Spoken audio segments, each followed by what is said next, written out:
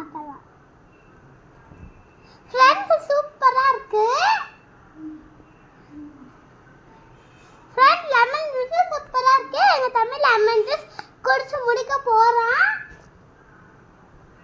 அவ்வளவுதான், எல்லாமே ஆர்டர் பண்றேன். அவ்வளவுதான், நாங்க எல்லாம் சாப்பிட்டு கிளம்ப போறோம். இந்த வீடியோ பிடிச்சிருந்தா சப்ஸ்கிரைப் பண்ணுங்க. அடுத்த வீடியோல பார்க்கலாம். பாய்.